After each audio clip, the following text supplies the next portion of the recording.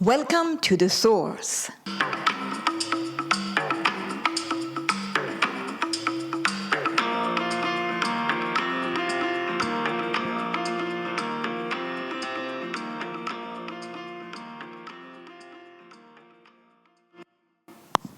Happy Independence Day, United States.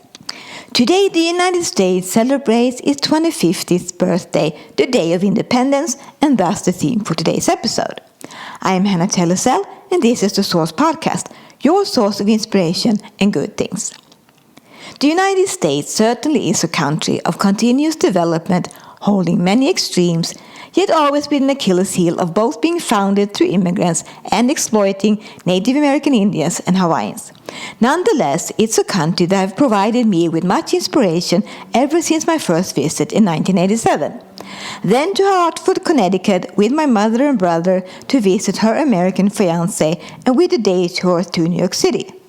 After that, I became an exchange student for a year as a senior in high school in Ticonderoga, upstate New York, when I also got to see Maine, Vermont, Massachusetts, New Hampshire, and visited an American guy I had gotten to know in Baltimore, Maryland, with a tour of Washington, D.C. My travel to the United States continued with several more visits during the years to come. I've been to Chicago, to Los Angeles and San Francisco, and driven around California for a job at a Swedish advertising firm preparing the making of a dairy-sponsored magazine about food. To Miami, New York City again, to make interviews of personal coaches for my exam papers, and to Honolulu 4 times, the last one for 3 years, but unfortunately deported, even with a valid student visa. Now, that's been more than 10 years ago, so I should be allowed to re-enter without any hassle by ICE, but who knows?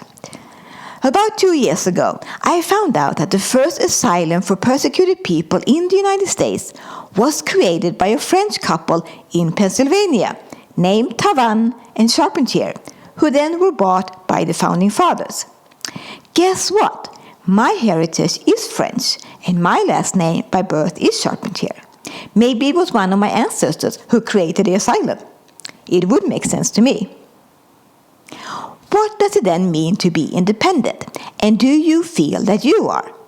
To learn about being independent yourself, you can begin by acknowledging what and who you feel dependent on.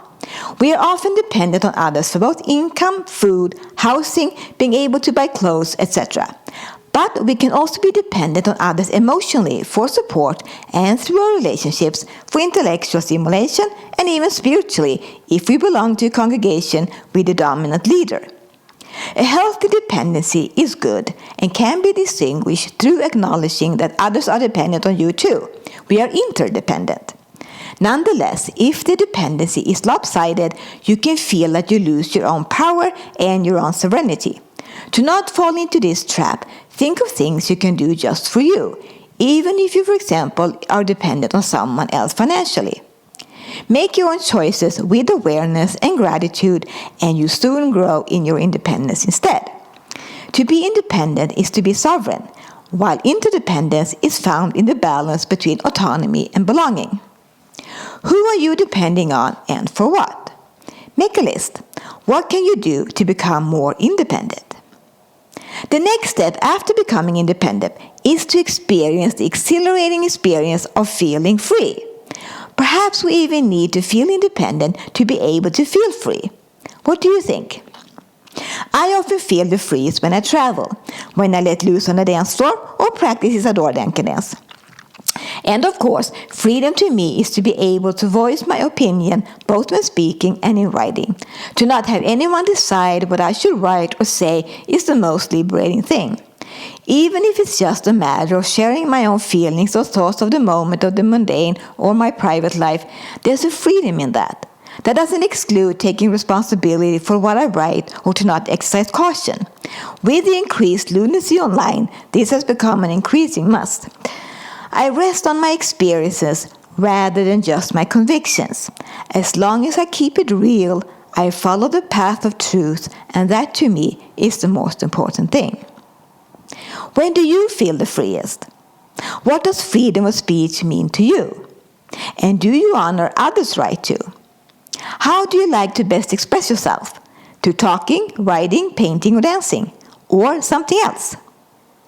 The next episode of the Source podcast drops on July 11th for the World Population Day, a day to embrace being global. Tune in on July 11th for some international inspiration.